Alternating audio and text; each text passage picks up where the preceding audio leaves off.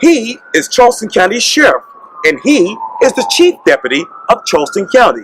In this edition of Quintin's Close-Ups, I speak exclusively with Sheriff Al Cannon and Chief Deputy Eric Watson one-on-one. And be sure to download the free Quintin's Close-Ups app in your Apple or Google Play stores. And listen to this interview later on iHeartRadio. Gentlemen, good morning. Good morning, Quintin. How you doing? I'm doing great. It's so good to see you, the Sheriff and Deputy Sheriff, here at Charleston County Sheriff's Office. And I want to start off with some developing news that I saw on your Facebook page.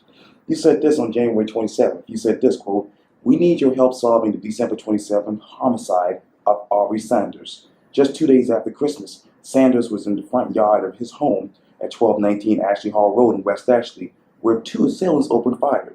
He died a short time later at the hospital. Our detectives want to bring this case to the closure for him, for his family, and for many of his loved ones."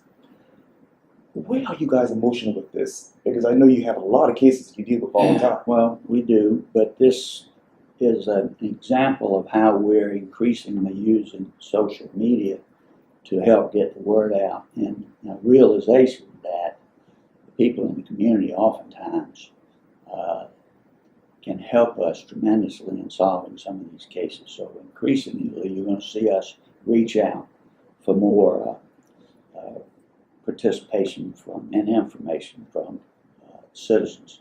And let me correct you on one thing. Eric Watson, sitting next to me, is a chief deputy. Sure.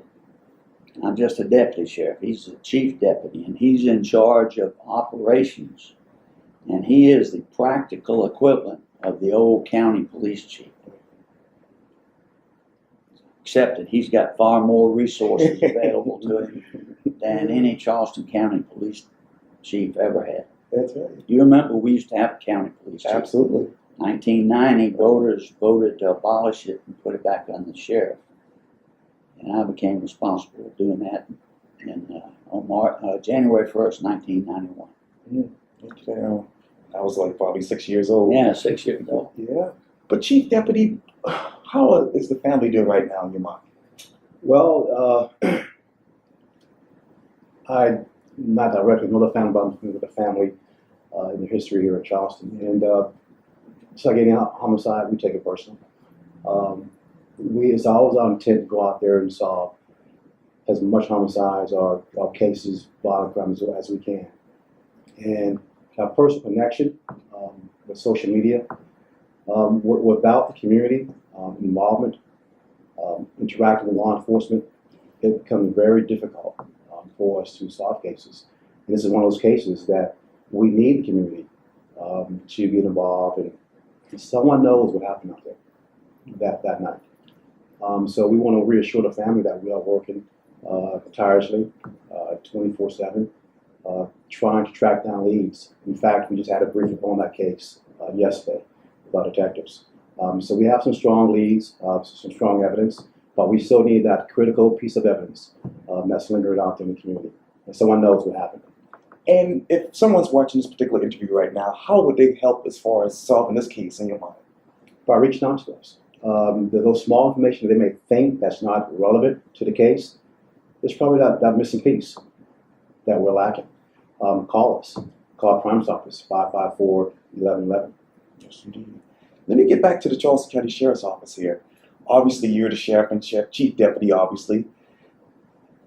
What is the state of the Charleston County Sheriff's Office right now in your minds? Well, I think that we've come a long way in terms of developing resources that are used by us and shared with other areas. Many of those resources came through Homeland Security grants, and because of our record of reaching out and helping people, we got some of those resources specifically to develop capabilities or improve and enhance capabilities that could be shared on a regional basis. That means outside of Charleston County. The Charleston County Council had to pass a resolution acknowledging that that money would be used to develop resources that would be used in the region, not just in Charleston County. Chief Deputy? Well, I think we're going in the right direction. For years, we've always been a progressive organization with technology, and I can tell you one of our greatest accomplishments in the past year is we developed a mentoring leadership program where newly promoted sergeants and lieutenants are paired up with a command staff. It's our goal to make sure that the sheriff's philosophy and vision is shared from the ground up on up. So that's one of our greatest achievements this year is implementing the mentorship program. You talk about vision. What is the vision for this particular office? What is our vision? Is to make sure we continue to provide quality service to the citizens of Charleston County. Not only to the citizens, but visitors as well. Making sure that families are able to go out there and enjoy themselves in a peaceful community without the fear of violent crimes. At the same time, to bring in diversity to an organization that will serve to protect the diverse community. What is your definition of diversity? Diversity is an inclusive term that starts with the premise that we're each different and that we need to bring people with different backgrounds and experiences together because that's the nature of our community and who we provide services to. We've got to more closely resemble that community so that we know that our folks have an understanding of the community across the board. At the same time, we try to look at those things that we have in common. And I think sometimes diversity is so focused on the differences that they miss some of the similarities and things that we have in common. And those things that we have in common are often a very important way of developing a two-way conversation because, for example, and this is true around the world, people care about their family. So that's a common thread. I don't care where you are, that you can start a discussion and start building some rapport so that that person's going to, or that group is going to be more willing to support you when they understand that you have personnel that perhaps has a greater understanding of their culture and their background. We're just increasingly a diverse community. What is that report like in the community right now as far as trust and the Charleston County Sheriff's Office? Well, I think there are a number of indicators that that relationship, by and large, is good with the majority of the public. We get out and talk with people. I was talking to a gentleman at doctor's office, had a doctor's appointment. He was there and we were talking. And he says, sure, I've seen you before. He says, I live down on Edisto. You drive around with that big black dog. And I said, yes, sir. So, just developing a rapport so that folks, we see them from a little bit different perspective when everything is not chaotic and some tragic event. And they also see us in a non-traditional police relationship in terms of stopping somebody for a ticket, for example. And everybody, myself included, looks up and sees a state trooper or a police officer in your rearview mirror. You get the same tendency to reach over and touch that brake, slow down a little bit. That happens to all of us. Mm-hmm. And we just try to maintain good rapport. We have, I think, good rapport with many of the folks, particularly in the minority community where ministers are very important. I think that's one of an area that we're pretty strong in. There are other areas you have to look at in terms of the uniqueness of that particular segment of the community, be that based on race or any kind of difference, within a particular area. Let's take Isle of Palms, for example. Very small community, relatively small police department, but there's some specific challenges at Breach Inlet. People over the years, because of that undertow, have drowned there. So they're going to police that. They're going to police the, quote, downtown part of Isle of Palms, which includes a number of restaurants and some places that provide alcohol. Generally, though, their policing is going to be seasonal in a lot of ways. In the wintertime, some of the houses are empty, so they have to be very sensitive to the potential for people breaking into those houses. And in a small community like that, they know the people. They know many of the people who own the homes but don't spend the year round there. And then in the summertime, they're dealing with underage drinking and those sorts of stuff. But within that little island, we've already talked about 3 or 4 different focuses of policing. So within, say, Charleston County, there are things in the rural area that are different in the urban or suburban areas. And of course, we have many responsibilities even beyond police departments, especially as it relates to the courts. We are, in effect, the enforcement arm for the courts. So if a judge issues a bench warrant to pick somebody up, or a family court judge issues a rule to show cause, that comes to us. If a probate judge signs an emergency pickup order because evidence has been presented that a person is a danger to themselves or others, we go out and we have a special unit that goes out, gets those folks taken, and they're examined by competent medical professionals to make a determination whether they are a threat to themselves or others. If they are, then we may transport them somewhere else. May transport them just to the medical university. Or we take them back home if they're not found to be there. So we got a lot of areas that we're responsible for. And what are the challenges that you guys face right now as a department chief deputy? Well, like any other department, we're facing with shortage. We've that's across the nation. We've had what I can tell you going forward is that we're beginning to